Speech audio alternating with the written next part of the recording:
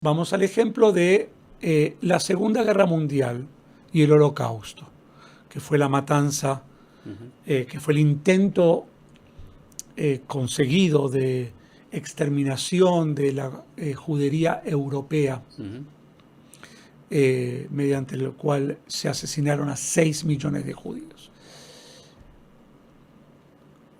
La llamada solución final no, no preguntaba quién es practicante o quién no es practicante. Ahí no iban cuando llegaban las tropas que se anexaban al ejército alemán y que iban, cada vez que conquistaban una localidad, había un grupito dedicado a reunir a los judíos.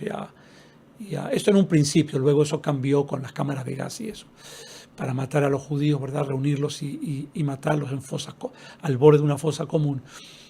Ahí la pregunta era, bueno, ¿quién es judío? Y la pregunta es, ¿quién es judío? Se respondía de la siguiente manera: cualquiera que tenga uno de los 4 abuelos o abuelas judíos. Aquí era el que tuviese un 25% de, llamemos por decir una forma, de sangre judía, era considerado judío para Sin importar si a ese era el los, más alemán del mundo. exactamente, a los efectos de la solución final. Y una de las esto lo aprendí porque yo estuve varias veces en Polonia, en viajes educativos. El público quizás se sorprenda, pero como Alemania, Polonia, bueno, la matanza de judíos por parte de los nazis ocurrió en toda Europa, pero la mayoría de los campos de exterminio estaban en Polonia. En Polonia. Polonia tenía la comunidad judía más Warsaw. grande. Varsovia, la capital, pero bueno, Auschwitz. Auschwitz es en Polonia. Es en Polonia. Ok. Auschwitz es una localidad. El nombre Auschwitz fue el nombre alemán que le dieron a esta localidad, que en polaco es Osiensum. Y es la más grande, porque ha cargado como que yo creo que Sí, fue el en el centro de... Zeitgeist es como Sí, el lugar.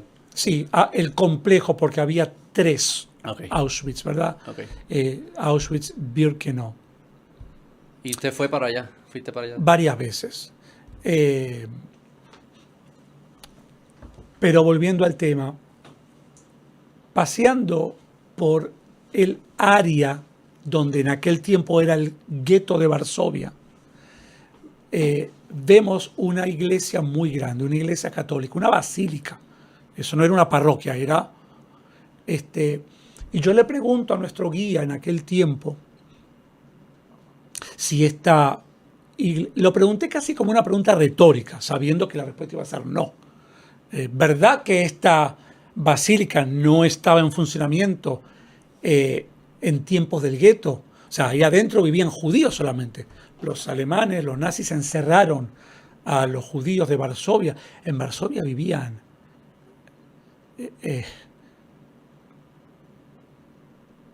bueno, disculpa, no quiero decir un número equivocarme. Podemos buscar En aquí. Alemania, en Polonia en aquel tiempo había 5 millones de judíos. Ok. En Polonia. ¿Okay? Así que en Varsovia, la ciudad capital, eran muchos.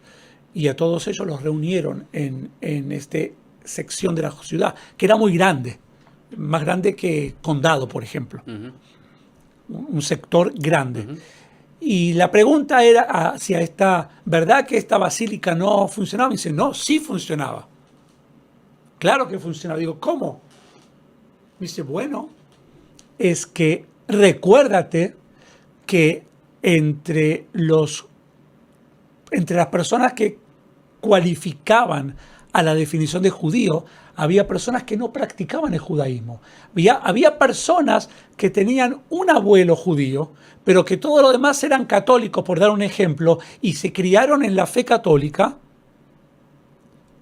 en la sociedad alemana de aquel tiempo, y simplemente por haber tenido un abuelo judío, pues caían dentro de esa definición y tenían que ser exterminados bajo esta idea de la pureza racial, ¿verdad? Sí. Que tenía el nazismo. Que es interesante, yo he escuchado de ese tema de la identidad en Estados Unidos con los temas raciales en estos tiempos, no me acuerdo quién fue que lo decía, pero decía como, tú puedes identificarte como tú quieras y eso es importante, pero parte de la identidad te la imponen también desde afuera. Y es como que había personas ahí, yo imagino que decían, pero es que yo no tengo nada que ver con esto, que soy judío. Tú me Sí, estás categorizando bajo esto por la regla que tú impusiste, tú me estás imponiendo una identidad. correcto.